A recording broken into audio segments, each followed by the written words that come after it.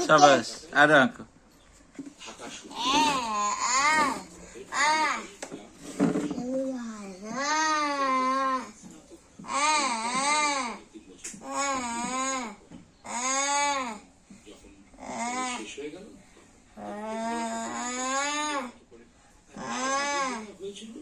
ঢোকার আগে সেটা ওই যখন একাঙ্ক নাটকগুলো হতো ওই কম্পিটিশনের মঞ্চে বা স্ক্রিন ড্রামা হতো সেই স্ট্যান্ড করতে একেবারে সম্পূর্ণ তো কি ভাগ্যে ইয়েতে ফার্স্ট ডিভিশন পেয়ে গিয়েছিলাম ইয়ে কি বলে মাধ্যমিক উচ্চ মাধ্যমিক কিন্তু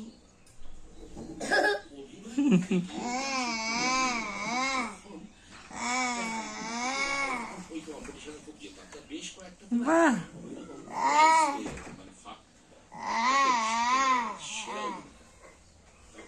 ভাবতে পারছো কি অবস্থা হয় তখন তো সব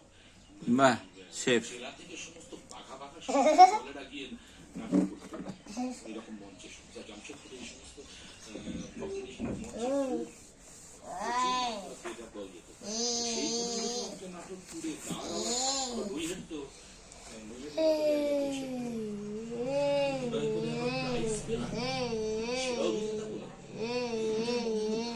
আমি খুব ভালোই করছি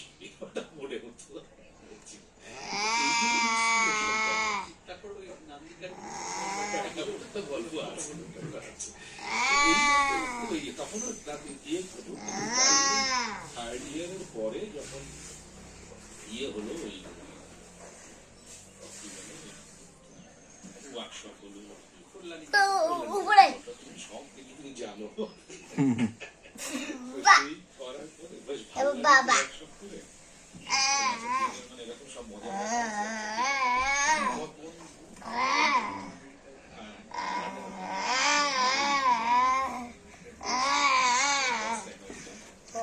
তো সে যাবি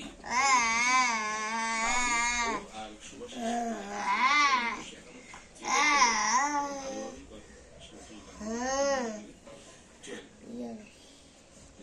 সকাল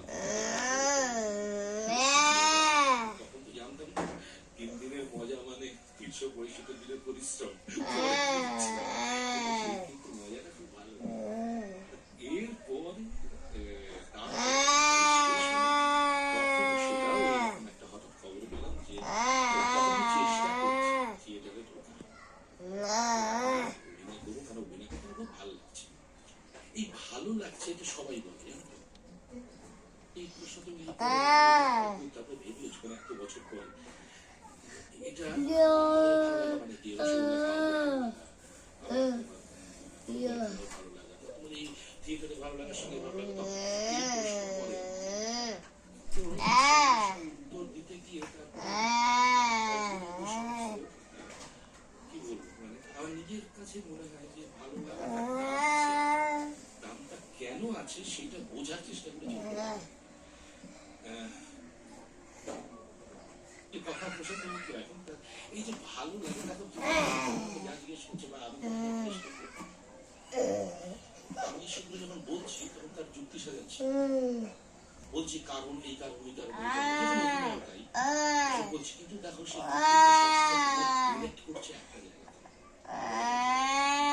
আবার কোনো একটা নাটক দেখে এইবারে তুমি আমাকে জিজ্ঞেস করছো হ্যাঁ বেশ ভালো তাহলে এরকম শুরু করো হ্যাঁ ওইটা খুব ভালো সেজে যাচ্ছে কিসে আলটিমেটলি আমার না অত ভালো লাগে পরম্পরাটাকে মিলাই তাহলে বোঝা যায় হ্যাঁ পরে অনেক পরে বোঝা যায় হ্যাঁ এটা একটা